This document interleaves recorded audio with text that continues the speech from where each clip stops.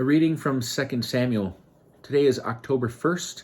Our reading from 2 Samuel is chapter 11. At the turn of the year, the season when kings go out to battle, David sent Joab with his officers and all Israel with him, and they devastated Ammon and besieged Rabbah. David remained in Jerusalem. Late one afternoon, David rose from his couch and strolled onto the roof of the royal palace, and from the roof he saw a woman bathing. This woman was very beautiful, and the king sent someone to make inquiries about the woman.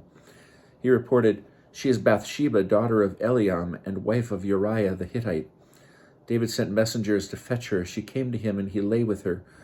She had just purified herself after her period, and she went back home. The woman conceived, and she sent word to David, "I am pregnant." Thereupon David sent a message to Joab, "Send Uriah the Hittite to me." And Joab sent Uriah to David. When Uriah came to him, David asked how Joab and the troops were faring and how the war was going. Then David said to Uriah, "Go down to your house and bathe your feet." When Uriah left the royal palace, a present from the king followed him, but Uriah slept at the entrance of the royal palace, along with the other officers of his lord, and did not go down to his house. When David was told that Uriah had not gone down to his house, he said to Uriah, "You just came from a journey. Why didn't you go down to your house?" Uriah answered David, "The ark and Israel and Judah are located at Succoth, and my master Joab and your majesty's men are camped in the open. How can I go home and eat and drink and sleep with my wife? As you live, by your very life, I will not do this."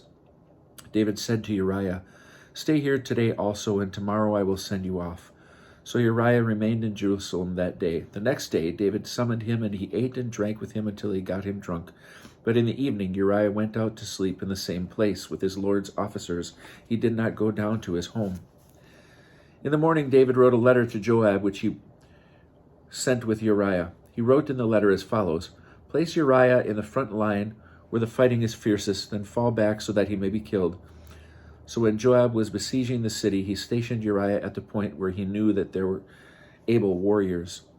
The men of the city sallied out and attacked Joab, and some of David's officers among the troops fell.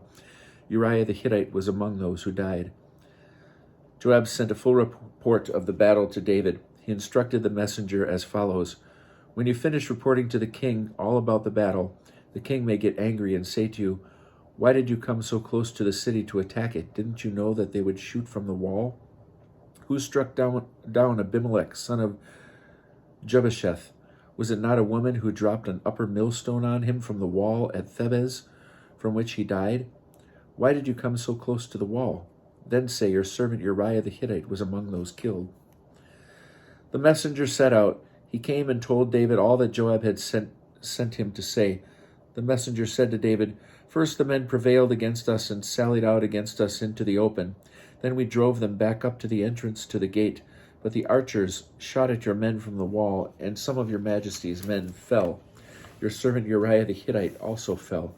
Whereupon David said to the messenger, "Give Joab this message. Do not be distressed about this matter. The sword always takes its toll. Press your attack on the city and destroy it. Encourage him." When Uriah's wife heard that her husband Uriah was dead, she lamented over her husband.